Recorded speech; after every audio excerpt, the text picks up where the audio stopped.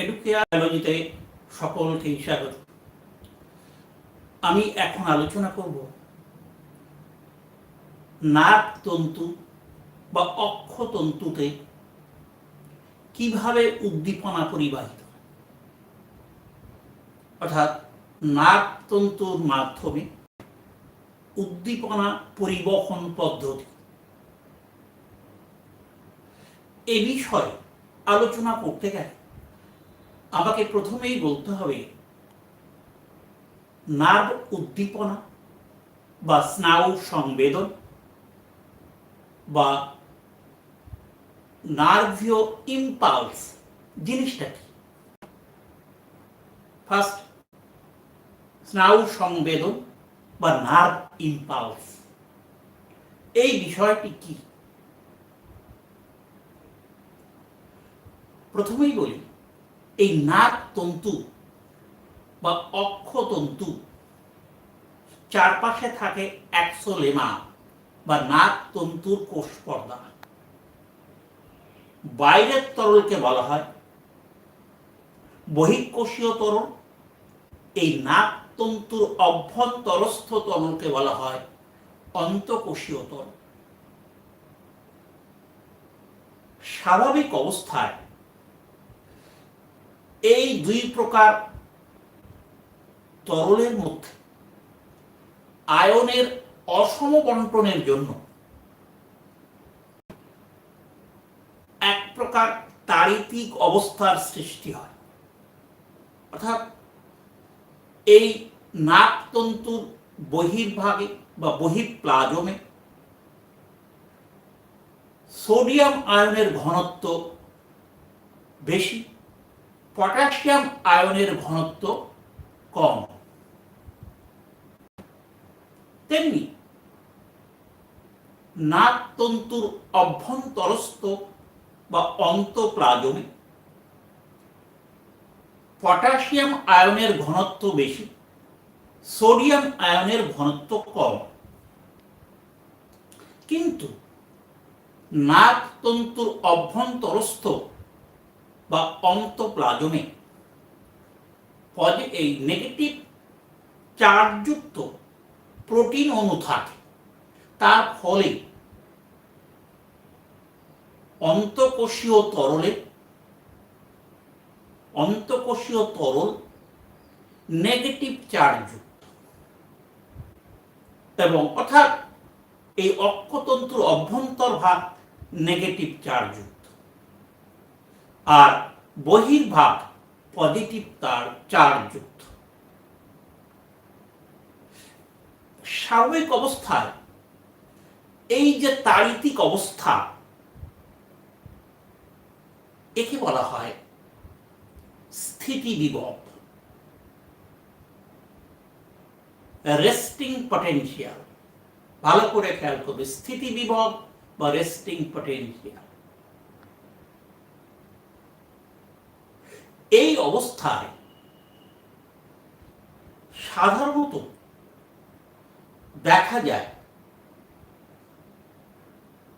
যে এই কোষ পর্দা বা এক্সোলেমা এটা সমবর্তিত অবস্থায় থাকে বা পোলারাইজড অবস্থায় থাকে। এই অবস্থাকে বলা হয় স্থিতিবিভব বা কোষ পর্দার সমবর্তিত অবস্থা। সাধারণত উদ্দীপনা পরিবহনকারী এই স্নায়ু কলা এবং পেশি কলায় এই ধরনের স্থিতিবিভব লক্ষিত হয়। এবার নার্ভ তন্তুতে উদ্দীপনা প্রয়োগ করলে উদ্দীপনা প্রয়োগের স্থানে এক্সোলেমার ভেদ্যতার পরিবর্তন হয়, ফলে বহিঃ পরিবেশ থেকে সোডিয়াম আয়ন ভেতরে প্রবেশ করে, ফলে একটি বিপরীত বিভবের সৃষ্টি হয়। এই সময় যে তাড়িতিক অবস্থার সৃষ্টি হয়, তার ফলে উদ্দীপনা প্রেরক স্থান থেকে অ্যাক্সোলেমা বরাবর কোষের বিভিন্ন স্থানে এক প্রকার উদ্দীপনার সৃষ্টি হয়, যাকে আমরা ক্রিয়া বিভব বলে থাকি, action potential.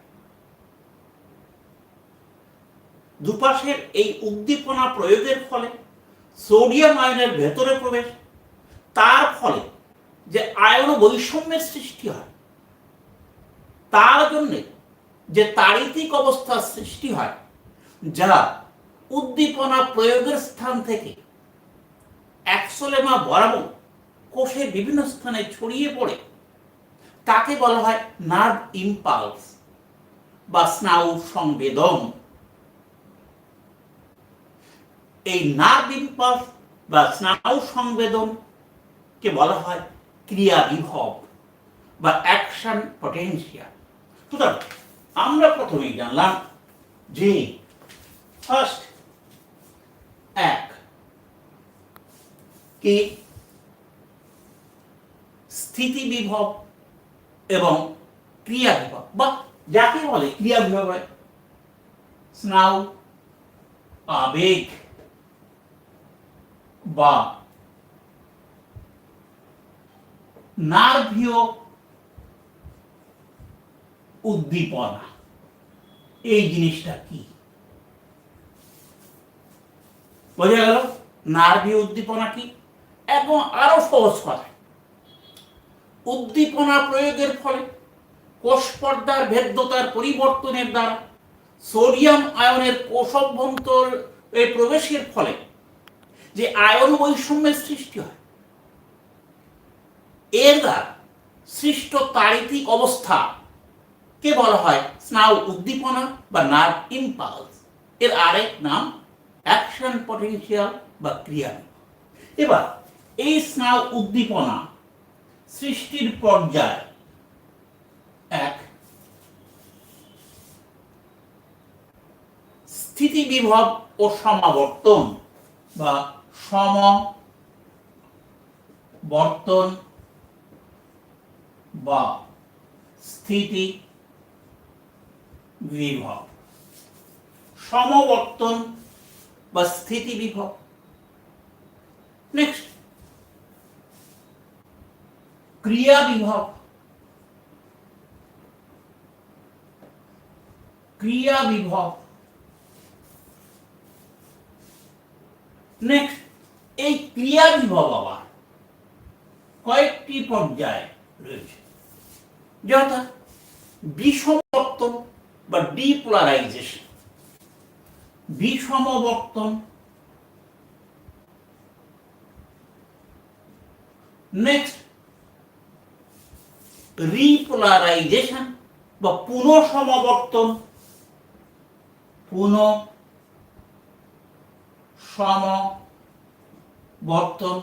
Next hyper polarisation বা অতি সমবর্তন।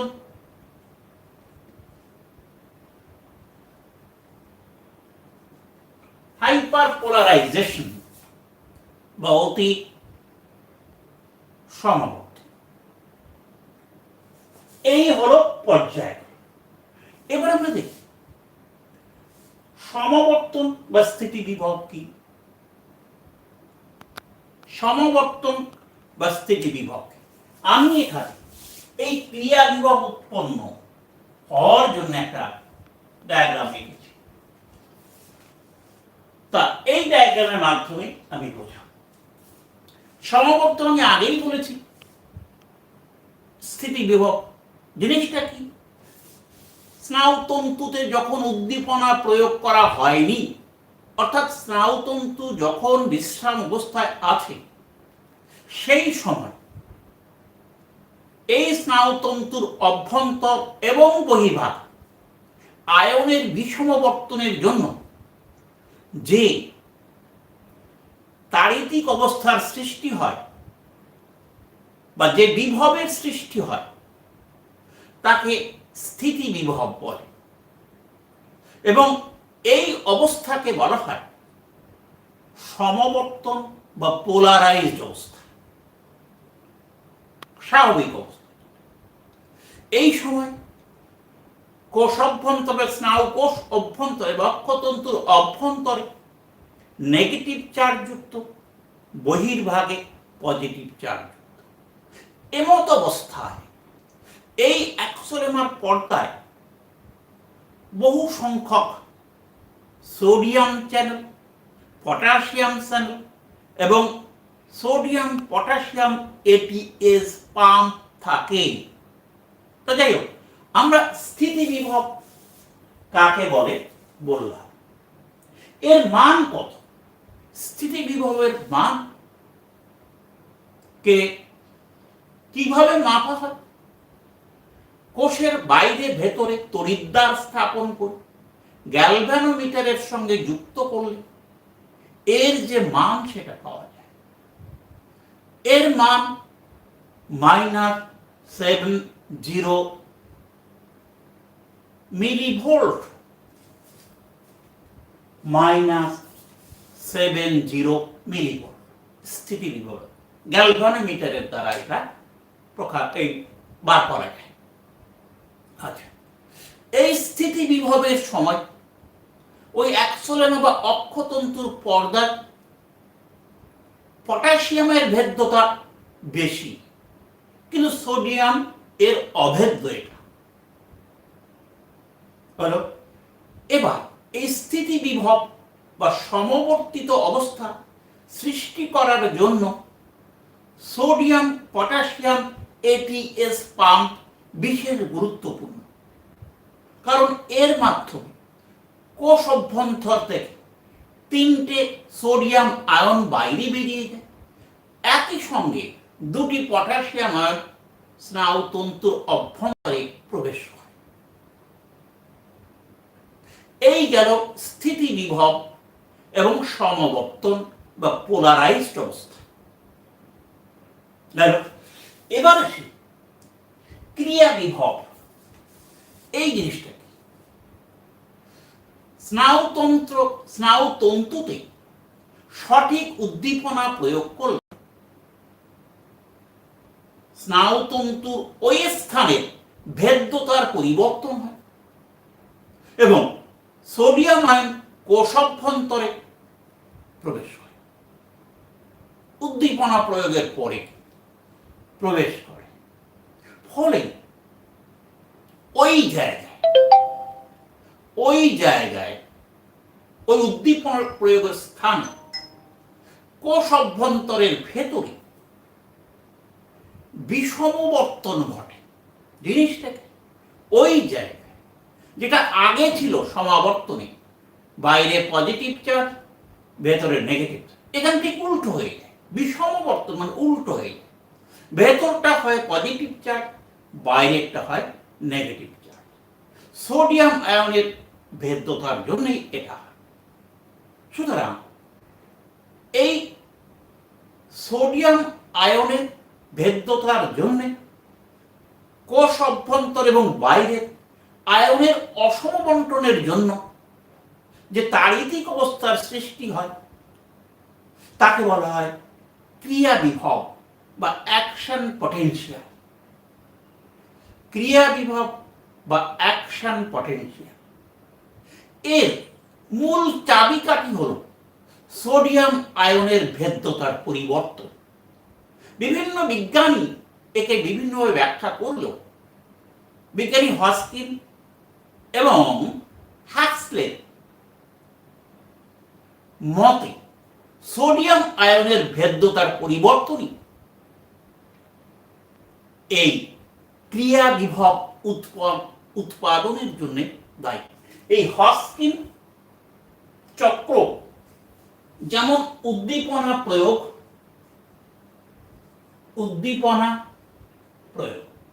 এখন নেক্সট ঝিল্লির বা পর্দার বিষমবর্তন।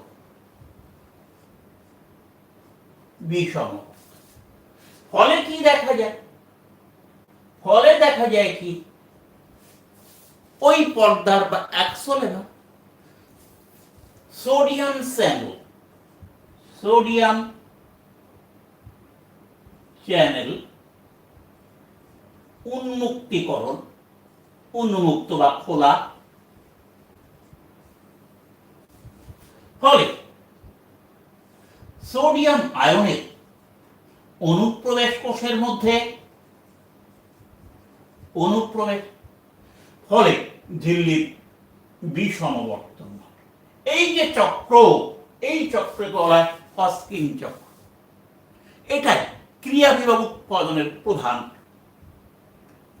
বলা যায় মতবাদ। আচ্ছা, এই ক্রিয়া বিভব উৎপাদনের জন্য বলিনি ওই যে অক্ষতন্তুর পর্দা বা অ্যাক্সোলেমা বিভিন্ন রকম চ্যানেল থাকে, যারা দুরকম মোটামুটি। ভোল্টেজ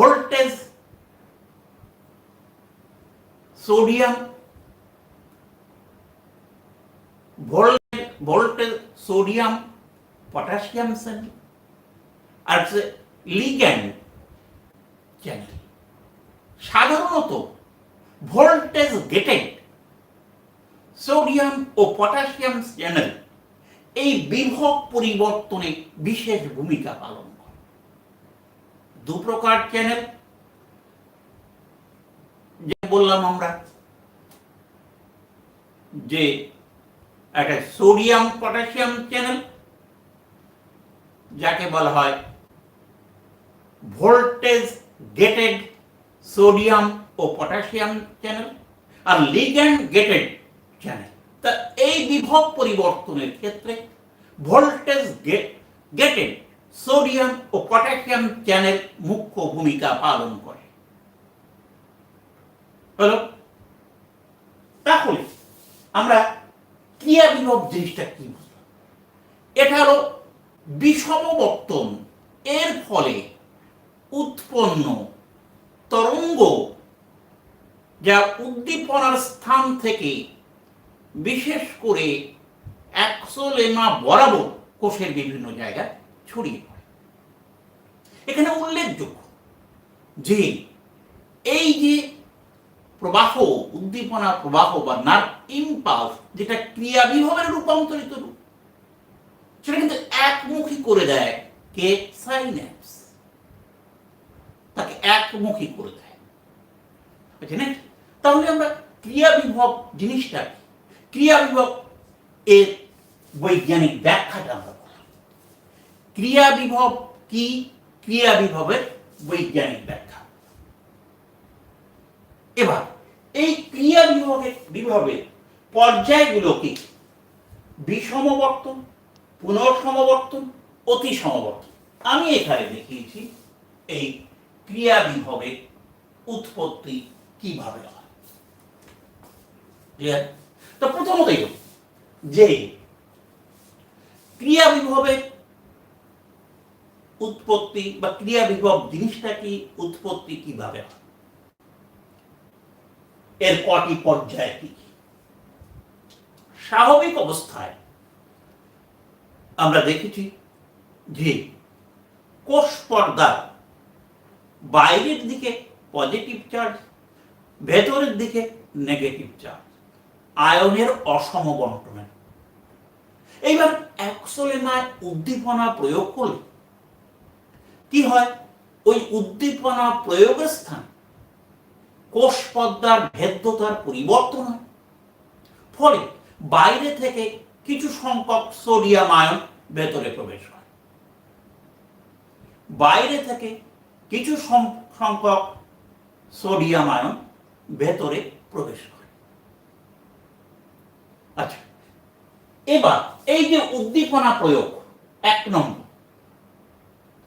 উদ্দীপনা প্রয়োগের পর সোডিয়াম আয়ন কিছু সংখ্যক ভেতরে প্রবেশ করে। আচ্ছা, যে উদ্দীপনা প্রয়োগে অ্যাক্সোলেমা বা কোষ পর্দা যে সবেমাত্র যে উদ্দীপনা প্রয়োগে অ্যাক্সলে বা কোষ পর্দা সবেমাত্র বিষমবর্তন শুরু হয় তাকে বলা হয় থ্রেশহোল্ড মাত্রা। থ্রেশহোল্ড মাত্রা এখানে আমরা এই থ্রেশহোল্ড মাত্রাটা হচ্ছে -55 মিলিভোল্ট। এই যে বিভব ভোল্ট মিলিভোল্ট, এটা বলে থ্রেশহোল্ড মাত্রা। আবার বলছি, উদ্দীপনা প্রয়োগের ফলে সবেমাত্র যে বিভব উৎপন্ন হয় তাকে বলা হয় থ্রেশহোল্ড মাত্রা, যার মান -55 মিলিভোল্ট। স্থিতি বিভবের মান -70 মিলিভোল্ট। আচ্ছা, এখানে যদি উদ্দীপনা সঠিক না হয় তাহলে কিন্তু ব্যর্থ সূচনা হয়, অর্থাৎ এই ক্রিয়া বিভব উৎপন্ন হয় না, এটা বলা হয় ব্যর্থ সূচনা। যাই হোক, এই থ্রেশহোল্ড মাত্রা, এই থ্রেশহোল্ড মাত্রায় বহু সংখ্যক সোডিয়াম চ্যানেল খুলে যায়, ফলে প্রচুর পরিমাণে সোডিয়াম আয়ন ভেতরে প্রবেশ করে। প্রচুর পরিমাণে সোডিয়াম আয়ন ভেতরে। এই অবস্থায় এই যে প্রচুর পরিমাণে সোডিয়াম আয়ন ভেতরে প্রবেশ করে,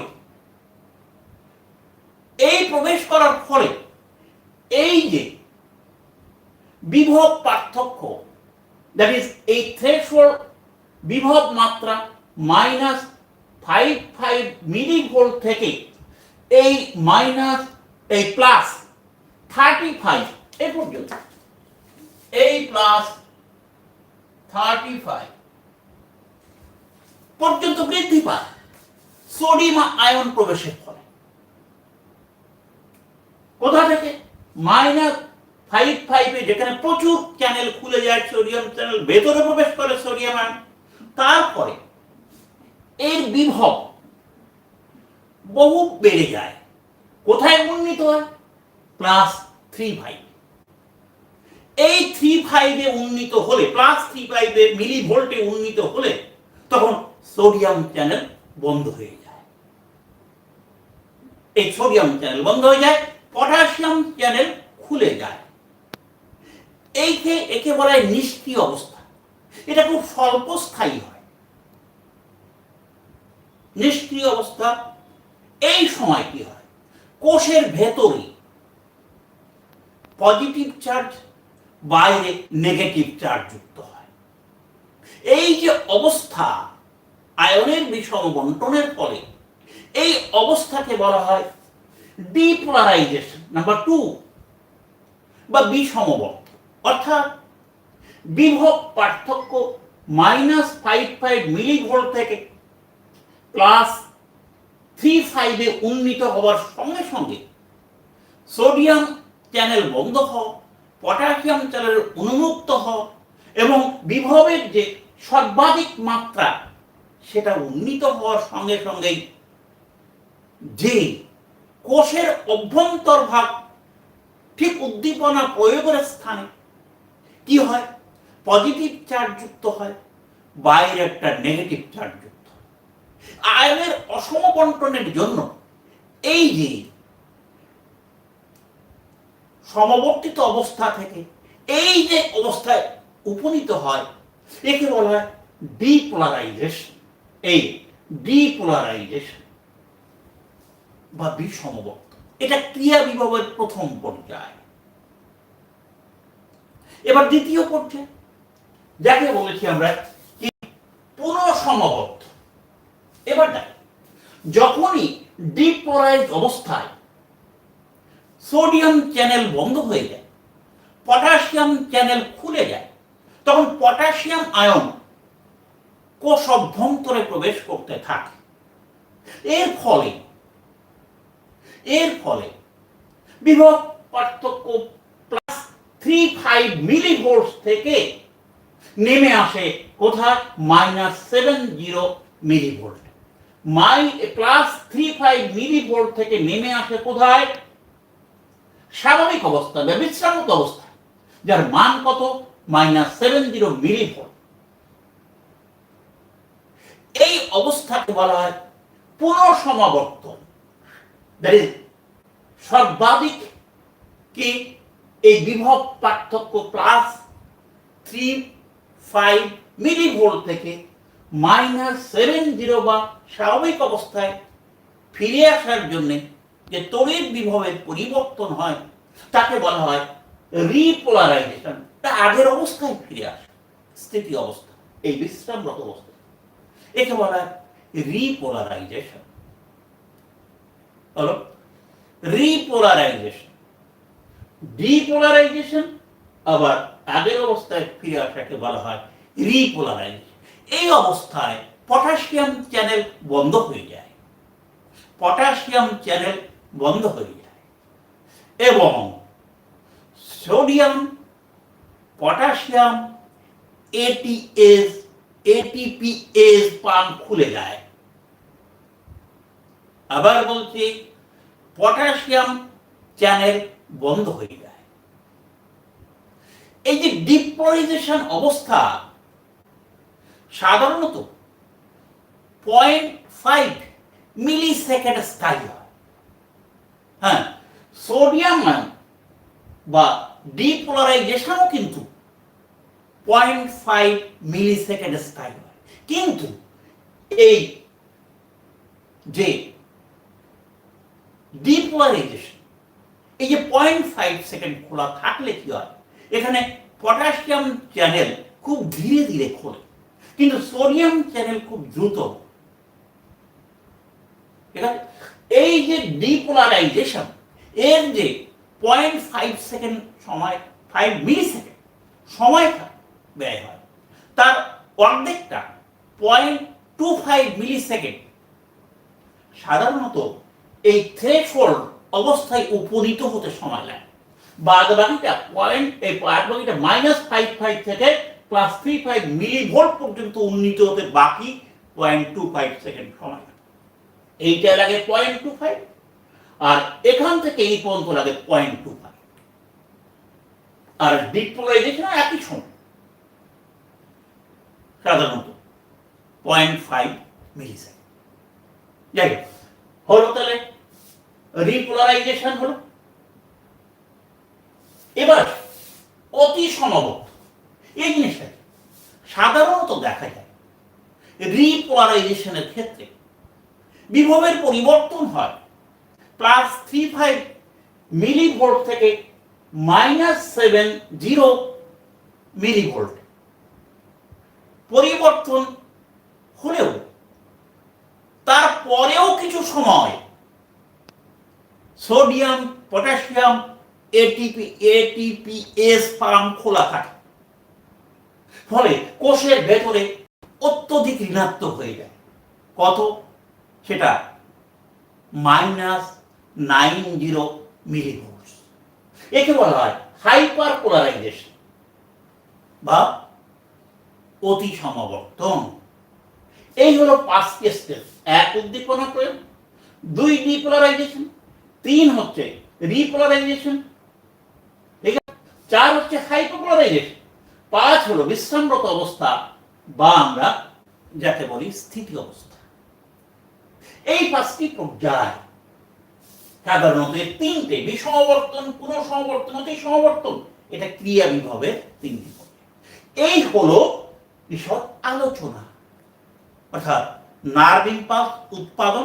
এবার এখানে আমি যে conduction of impulse through an action, অ্যাকশনের মধ্য দিয়ে কিভাবে পরিবাহিত। এখানে একটা রেস্টিং অ্যাকশন, এই রেস্টিং অ্যাকশনে দেখা যায় এখানে হচ্ছে sodium potassium ATPase pump, potassium pump, sodium pump. এর বাইরের দিকটা পজিটিভ চার্জ, ভেতরের দিকটা নেগেটিভ চার্জ, কারণ এখানে সোডিয়াম আয়নের ঘনত্ব বেশি, পটাশিয়াম কম। ভেতরে পটাশিয়ামের ঘনত্ব বেশি, সোডিয়াম আয়নের ঘনত্ব কম, কিন্তু এখানে নেগেটিভলি চার্জ প্রোটিন আছে। এই জন্য এই অবস্থাকে বলা হয় স্থিতি অবস্থা। এবার উদ্দীপনা প্রয়োগ করা, উদ্দীপনা প্রয়োগ করলে এই জায়গায় ভেদ্যতার পরিবর্তন হয়, অর্থাৎ সোডিয়াম আয়ন ভেতরে ঢোকে এবং এখানে এই বাইরেরটা হয় মাইনাস, ভেতরটা প্লাস, একেবারে ডিপ্লোরাইজড মেমব্রেন। এটা ডিপ্লোরাইজড, এর পাশেরটা পোলারাইজড। ক্লিয়ার? এবার এটা এক্সাইটেড অ্যাকশন বা উত্তেজিত অ্যাকশন। এবার এই যে ডিপোলারাইজড মেমব্রেন, এখানে যে ক্রিয়া বিভব উৎপন্ন হয় সেটা পর্যায়ক্রমে সামনের দিকে অগ্রসর হয়। এই যে এই যে ডিপোলারাইজেশন ঢেউ, এটা ক্রিয়া বিভব এখান থেকে এখানে, ফলে এই জায়গাটা ডিপোলারাইজড মেমব্রেন। কিন্তু আগের অবস্থাটা আমি যেটা বলেছি রিপোলারাইজেশন, সে আগের অবস্থায় ফিরে এসেছে। কিন্তু সামনের দিকটা আছে পোলারাইজড মেমব্রেন বা সমবর্তিত মেমব্রেন। এভাবে বিষমবর্তনের ঢেউ সামনের দিকে অগ্রসর হয়, পেছনে থাকে আবার রিপোলারাইজেশন হয় আর সামনে পোলারাইজ। এভাবে অ্যাকশন বরাবর কি হয়, নার্ভে উদ্দীপনা পরিবাহিত হয়। হলো। এবার আরেকটা, আমাদের স্নায়ুতন্তু দুরকমের, মেডুলেটেড অ্যান্ড নন মেডুলেটেড। এই দুটোর মধ্য দিয়ে ভিন্ন ভিন্ন ভাবে স্নায়ু উদ্দীপনা পরিবাহিত হয়। সাধারণত এইটা আমি এঁকেছি মেডুলেটেড অক্ষতন্তু। এই মেডুলারি আবরণ, এর ভেতরে আছে এক্সোপ্লাজম। এই হলো র্যানভিয়ারের পর্ব। এখানে এই র্যানভিয়ারের পর্বে আছে সোডিয়াম পটাশিয়াম চ্যানেল।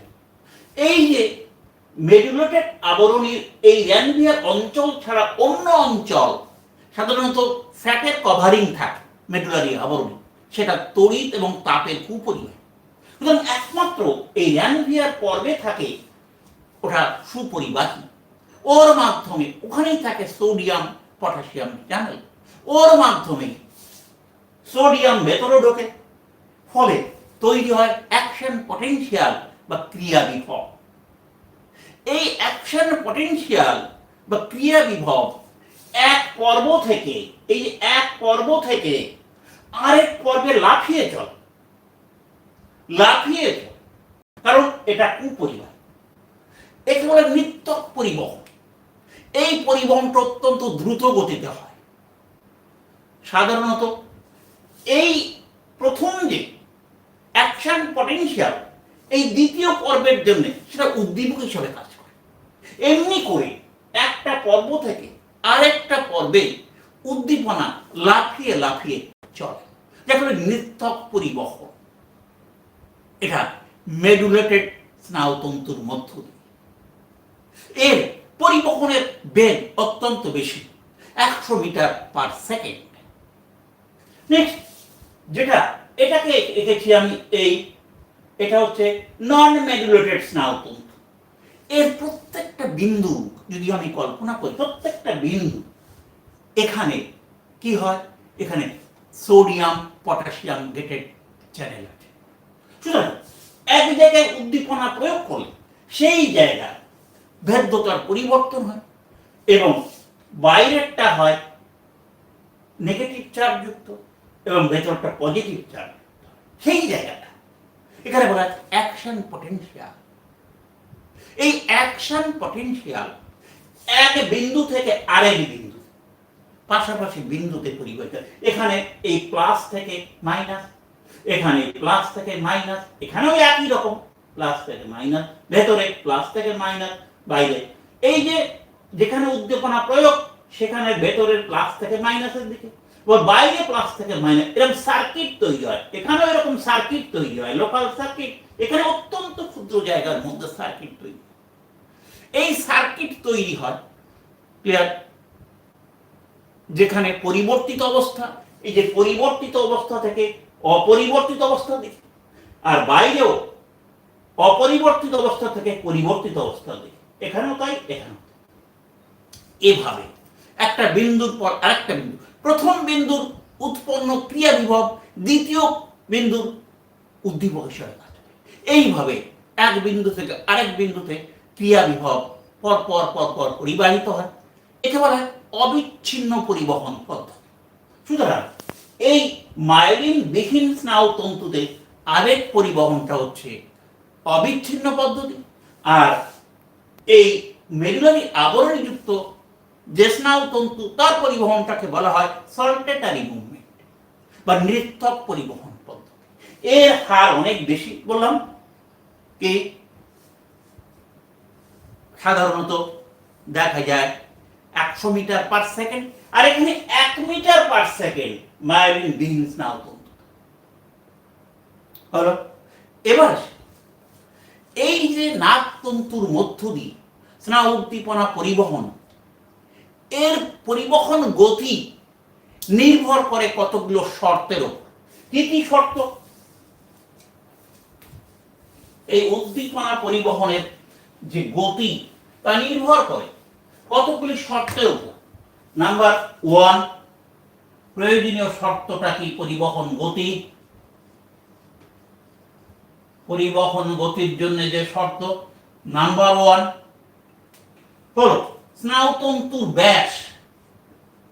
স্নায়ুতন্তুর ব্যাস কিরকম? স্নায়ুতন্তুর ব্যাস যত বেশি হবে, স্নায়ু উদ্দীপনা পরিবহনের গতি তত বেশি হবে। যেমন ঐচ্ছিক পেশিকোষে স্নায়ুতন্তুর ব্যাস প্রায় 12 থেকে 22 মাইক্রোমিটার, সেখানে পরিবহন গতিবেগ প্রায় 72 থেকে 120 মিটার পার সেকেন্ড। ফলে যেখানে দেখা যায় যে যেমন পাকস্থলীতে প্রাচীরের কোষে, সেখানে যে স্বয়ংক্রিয় স্নায়ুতন্তু থাকে তার যে ব্যাস সেটা সাধারণত দেখা যায় যে 0.3 থেকে 1.3 মাইক্রোমিটার। সুতরাং এখানে স্নায়ু উদ্দীপনা পরিবহনের গতিবেগ সাধারণত দেখা যায় 0.7 থেকে 2.2 মিটার পার সেকেন্ড। তাহলে যত ব্যাগ বেশি ততই পরিবহনের গতিবেগ। নাম্বার 2, দ্বিতীয় হল মেডুলারি আবরণ। মেডুলারি আবরণী। মেডুলারি আবরণী থাকলে নার্ভীয় উদ্দীপনা পরিবহনের গতিবেগ বেশি। মেডুলারি আবরণী না থাকলে পরিবহনের গতিবেগ কম। সাধারণত মেডুলারি আবরণী যুক্ত স্নায়ুতন্তুর পরিবহনের বেগ 100 মিটার পার সেকেন্ড, আর মেডুলারি আবরণী বিহীন স্নায়ুতন্তুর পরিবহন বেগ 1 মিটার পার সেকেন্ড। নাম্বার 3, উষ্ণতা বা তাপমাত্রা। সাধারণত 40 ডিগ্রি সেন্টিগ্রেড তাপমাত্রা পর্যন্ত ধীরে ধীরে কি হয়? স্নায়ুতন্তুর পরিবহন গতিবেগ বৃদ্ধি পায়। সুতরাং উষ্ণতা কত পর্যন্ত? 40 ডিগ্রি সেন্টিগ্রেড পর্যন্ত বাড়ালে তার মধ্যে ধীরে ধীরে ধীরে ধীরে কি হয়? স্নায়ু উদ্দীপনা পরিবহনের গতিবেগ বৃদ্ধি। এই হলো নার্ভীয় উদ্দীপনা এবং স্থিতি বিভব, ক্রিয়া বিভব, বিষমবর্তন, সমাবর্তন, অতি সমাবর্তন, বিভিন্ন রকম ঘটনা উদ্দীপনা পরিবহনের সঙ্গে জড়িত। এবং তারপরে আমরা মেডুলেটেড, নন মেডুলেটেড নিউরনের মধ্য দিয়ে উদ্দীপনা কিভাবে পরিবাহিত হয় আলোচনা করলাম। শেষ করছি, ভালো থাকবে।